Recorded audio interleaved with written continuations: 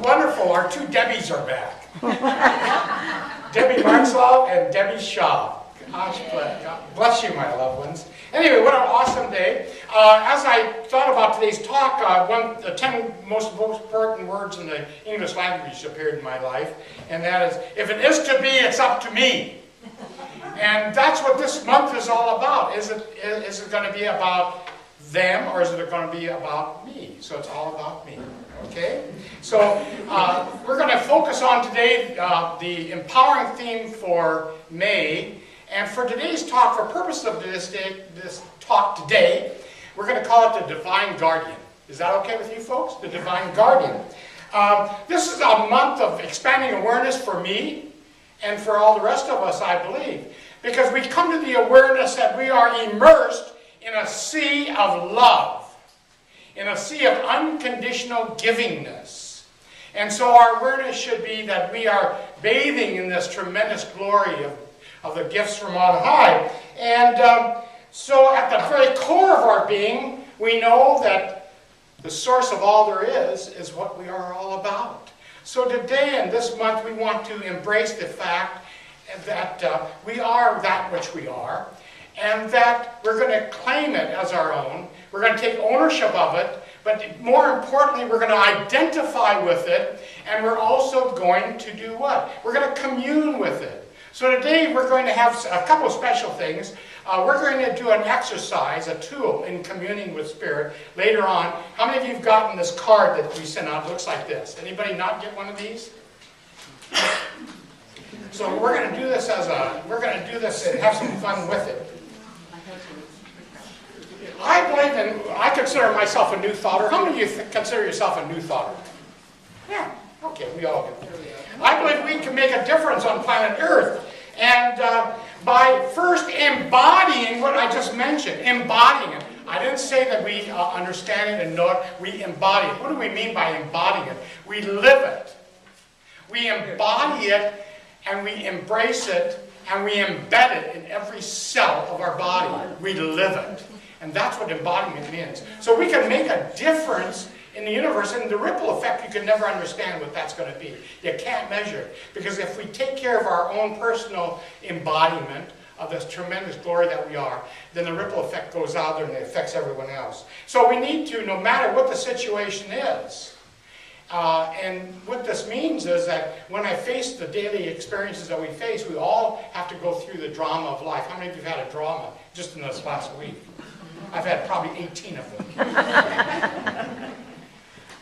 That regardless of what's happening, that we know, I know right here and right, in spite of what's happening out there, I am love, I am peace, I am abundant.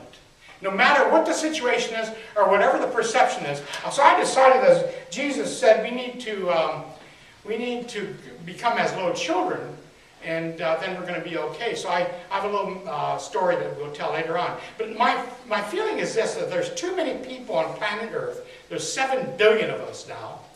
And they feel that they can find love, peace, and abundance by rearranging circumstances.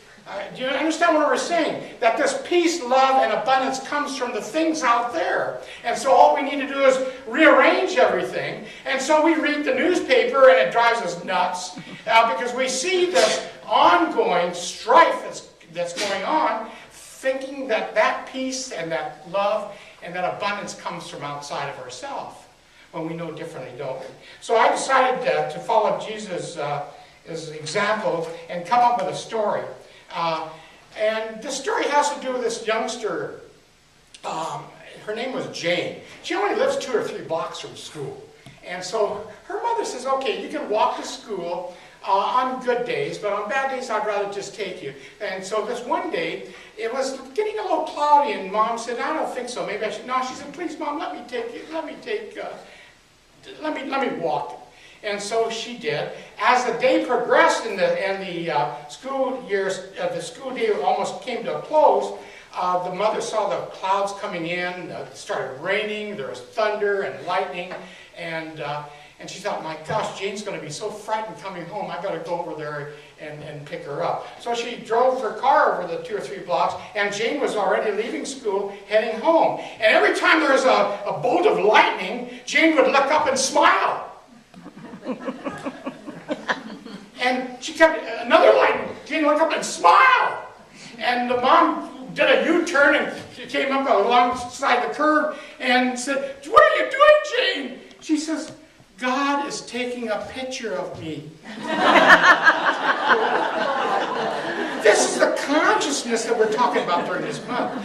This little girl embraces an awareness of there's a loving presence that's in all of her. Regardless of the rain and the lightning and the thunder, she's smiling and she's saying, "Gosh, that's what we need to do." And we've all gone through the rain, and I know I have. It's tragic in my life to experience that on a daily basis by reading newspapers, so I pretty much stopped reading the news. But we see it always, that this idea, and what it is, it's a personalized, I think a lot of the problems we have is a personalized mindset of me and us. Totally eliminating the idea that it's a we. I like to say this, and I'm going to shock you in a minute. We need to come to the realization, and I'm not talking about your talk, because your talk fits into this. I'll explain it later. We need to come to the realization that we do not have a life. Wow! Did you hear what Angelo said? On Sunday, we don't have a life. We don't have a life. When we come to the realization that life is not something we own and possess and eventually have to lose. We do not lose. It frustrates, and you didn't say this, by the way, you were good.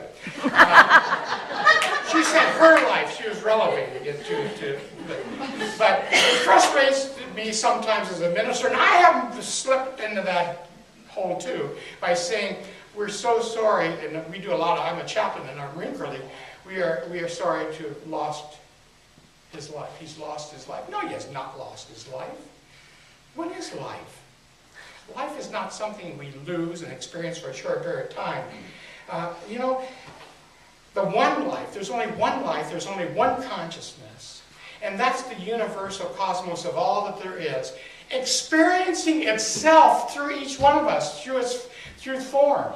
It's experiencing itself through the rock. It's experiencing itself through all the animals, the beautiful animals. It's experiencing itself through the planets. There's only one life, and it can't be lost.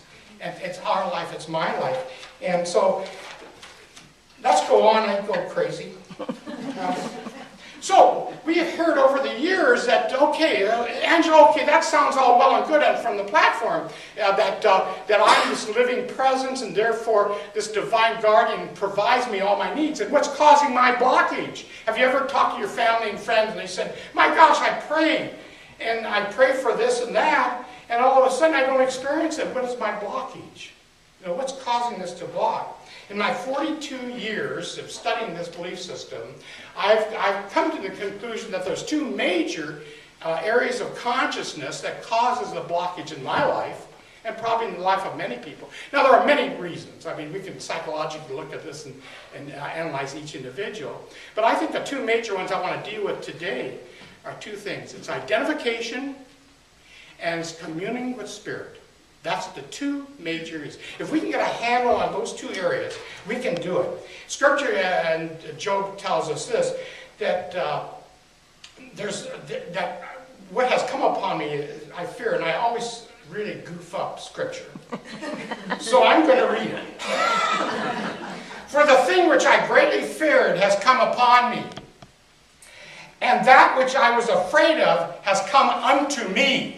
And what it's saying is this, and it's kind of a spiritual principle that we all follow in New Thought, is this, that we are guaranteed the fruit of the thought that we put into mind. If we put a thought into mind, it will come to pass, and it will bear fruit. How many of you believe that to be so? Okay, so we're on the same page here.